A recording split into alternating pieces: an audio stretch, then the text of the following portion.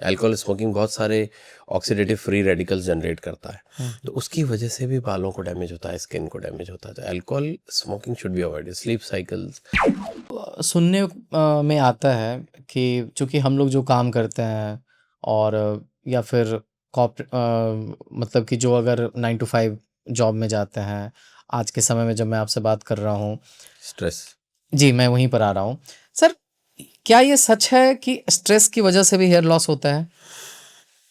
Stress की वजह से जब बॉडी में इतने सारे चेंजेस आ सकते हैं तो हेयर लॉस क्यों नहीं। स्ट्रेस की वजह से बीपी बढ़ता है, बहुत सारे ऐसे चेंजेस आते हैं जिसकी वजह से बॉडी में चेंजेस आने लग जाते हैं। तो स्ट्रेस जब होता है, चाहे वो किसी भी चीज़ का स्ट्रेस हो, बॉडी में कॉर्टिसोल लेवल्स बढ़ जाते हैं। एक हार्मोन होता है जिसे हम बोलते हैं कॉर्टिसोल, वो स्ट्रेस के इक्विवेलेंट होता है। अगर कॉर्टिसोल बढ़ जाता है तो अपने आप वो हेयर को, बालों को डैमेज करने लग जाता है। तो stress is directly related to hair loss. और स्मोकिंग और अल्कोहल से भी हेयर लॉस होता है? स्मोकिंग अल्कोहल से भी बिल्कुल हेयर लॉस होता है। स्मोकिंग में निकोटीन होता है। निकोटीन इज अ वेसो कंस्ट्रक्टर, मतलब वो ब्लड वेसल्स को पतला कर देगा। तो जो ब्लड वेसल्स बालों को सप्लाई कर रही हैं, जैसे मान लीजिए एक ब्लड वेसल है, वो 10 बालों को सप्लाई कर रही है न्यूट्रिशन, खून के थ्रू, ब्लड सर्कुलेशन के थ्रू, और वही पतली हो जाएगी तो वो 7 को ही सप्लाई कर पाएगी, तो बाकी 3 बाल तो झड़ जाएंगे, गिर जाएंगे, मर जाएंगे। तो इसलिए अल्कोहल स्मोकिंग बहुत सारे एंटीऑक्सीडेंट्स, अल्कोहल स्मोकिंग बहुत सारे ऑक्सीडेटिव फ्री रेडिकल्स जनरेट करता है, तो उसकी वजह से भी बालों को डैमेज होता है, स्किन को डैमेज होता है। तो alcohol smoking should be avoided. Sleep cycles, तो अगर किसी की स्लीप साइकिल भी प्रॉपर नहीं है, वो भी डायरेक्टली रिलेटेड टू कॉर्टिसोल है। कॉर्टिसोल हार्मोन बढ़ेगा, स्लीप अगर रेगुलर नहीं है, डिसरेगुलेटेड स्लीप है, बायोलॉजिकल क्लॉक मेंटेन नहीं है, तो जो लोग स्ट्रेस में होते हैं या रात को देर तक फ़ोन चलाते हैं या फिर जिनका काम ही ऐसा है जो, और या नींद नहीं आ रही, तो उन चीज़ों की वजह से भी हेयर लॉस पे इम्पैक्ट आता है। Okay, okay. और एक और सवाल जो मतलब मेरे दिमाग में आ रहा है, क्योंकि मैंने कई जगह ऐसा पढ़ा है और दबे ज़ुबान में लोगों को बोलते हुए भी सुना है कि क्या हेयर ट्रांसप्लांट से सेक्सुअल प्रॉब्लम्स आती हैं या नपुंसकता जैसी चीज़ें होती हैं? ये मिथ है, इसमें कुछ सच्चाई है, क्या है ये?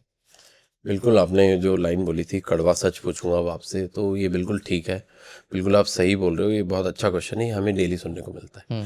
सो हेयर ट्रांसप्लांट से नपुंसकता या sexual thank you for watching disorder this या फुल कोई क्लिप, भी और मैं आपसे वादा करता सेक्स हूँ कि इसका रिलेटेड फुल डिसऑर्डर होने पॉडकास्ट का भी देख कोई के आपको चांस नहीं काफ़ी है। मजा आने वाला है। हाँ, link in the hair growth description. में एक टैबलेट होती है जिसे हम बोलते हैं फिनेस्ट्राइड, जो डीएचटी ब्लॉकर होती है, मेल हार्मोन्स को ब्लॉक करता है। वो अगर टैबलेट एक्सेस डोज में, या फिर कुछ लोग क्या खुद से ले लेते हैं, सेल्फ मेडिकेशन कर लेते हैं। आजकल गूगल पे, चैट जीपीटी, सबको सब कुछ पता है, वो सब कुछ आपको पर्याप्त इन्फॉर्मेशन, पर्याप्त वो नॉलेज अलग दे ही देता है। डॉक्टर वहाँ पे आप है। खुद डॉक्टर बन सकते हैं वो देख।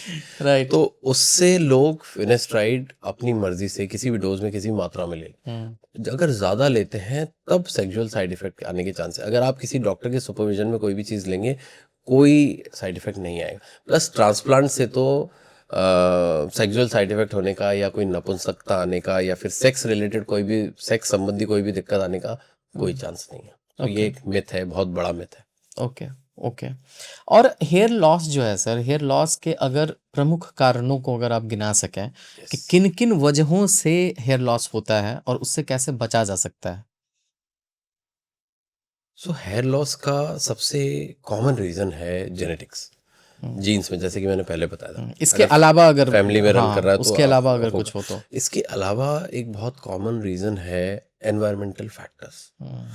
अगर पानी बहुत हार्ड है, पानी का टीडीएस हाई है, या अंडरग्राउंड वाटर है, कई जगह पे बहुत हाई टीडीएस होता है, तो वो भी बालों की आउटर रूट शीट, यानी बालों की बाहरी सतह को डैमेज करता है, धीरे धीरे बाल पतला होकर गिरने लग जाता है। सो पानी का हार्ड होना, बहुत ज़्यादा पोल्यूशन वाली जगह में होना, इनमें भी हेयर लॉस होने के चांसेस बहुत ज़्यादा है। स्ट्रेस एक बहुत कॉमन रीज़न है हेयर लॉस का।